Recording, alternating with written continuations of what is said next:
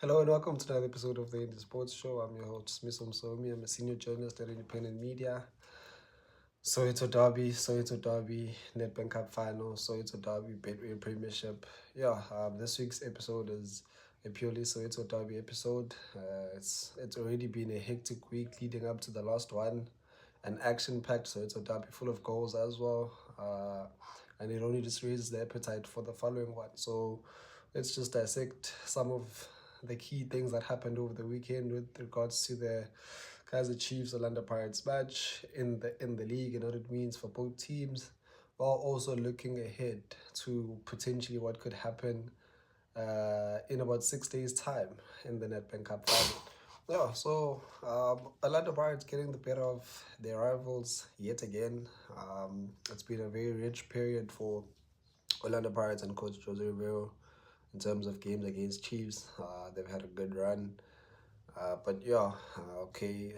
Of course, Glody Lilepo getting Chiefs the lead in the game. And then Makgopa firing back at just the right time for Pirates. And then the star boy, Relebohile Mofokeng, coming back to finish off the game for the Buccaneers. A near perfect day for Pirates, who, of course, in midweek had slumped to a shock loss against Sekhukhune. So there were a few more eyes on them, and there were a few more discussions around them, around the fact that would they be able to bounce back from their CAF exit. So this game was especially huge in sort of restoring that and restoring the faith of their fans, in the sense that they still have something to play for the season. Of course, with that win, Orlando Pirates just strengthened their position there in second, when it just looked as if perhaps Sekhukhune might be sneaking up on them at the last minute. But yeah, they just strengthened that. And then, of course, in as much as it does strengthen them and it keeps them mathematically within range of Sundowns, but Sundowns have a 12-point lead now. And according to my calculations, I think Sundowns just need 7 more points to be able to clinch the league. And you expect that to sort of happen in the next 2 weeks or so. So it wouldn't be much of a shock. But Pirates probably understand that more than most, and they understood that after that loss against Sekhukhune as well. And it has been like that for most of the period, most of the season rather. So the Buccaneers strengthen their position in second, looking to return to the Champions League once again. And then on the side of Amakhosi, the tribulations or the turbulent period continues for Coach Nabi and his boys. Of course, they've lost now 6 Soweto derbies in a row. 6 Soweto derbies in a row.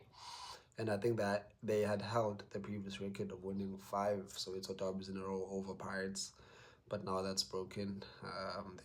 Their crosstown rivals sort of have them handled at this point in time. They lost one against Orlando Pirates in 2023, I believe, Feb.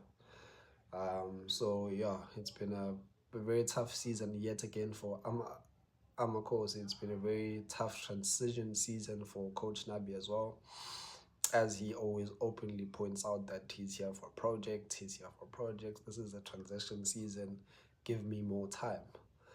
The thing is, Kaizer Chiefs are 9th on the Betway Premiership now. They've lost more games than they've ever lost in the club's history in a season.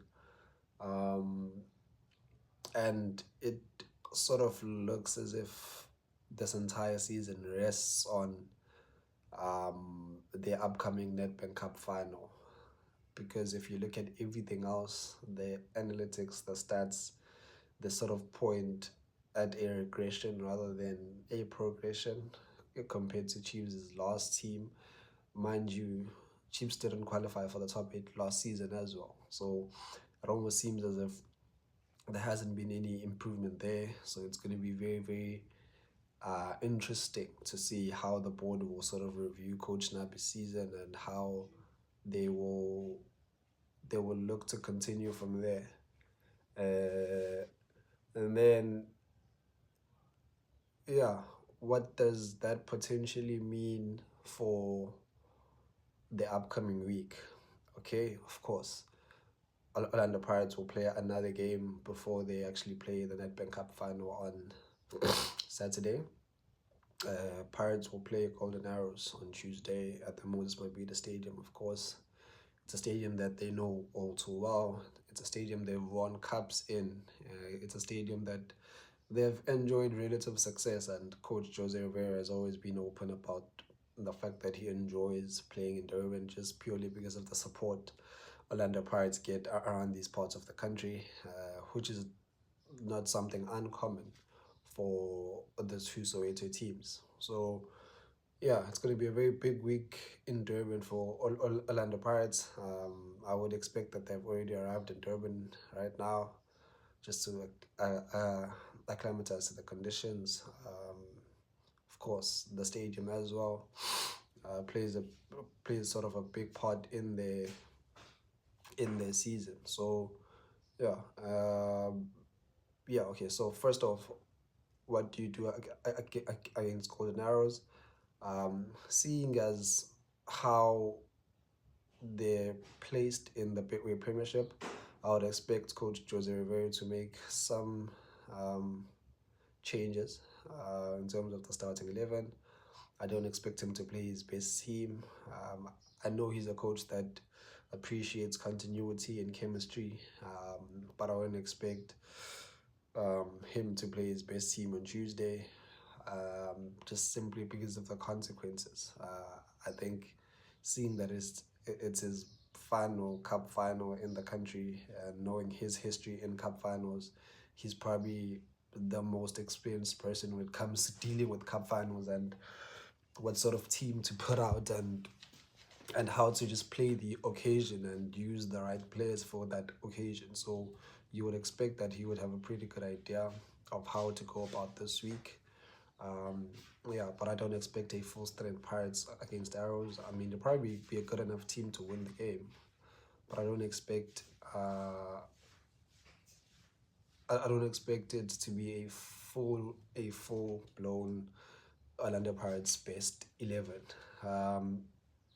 But then psychologically, what does their last game or that win over Chiefs do for them this week?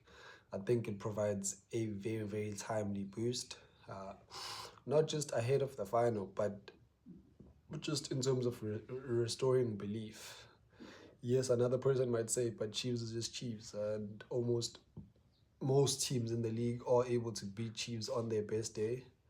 So, but being a part of that occasion, getting the better of your rivals, will probably just be the right charge at the right time to be able to get them up and ready psychologically and sort of blow away what happened in the CAF Champions League.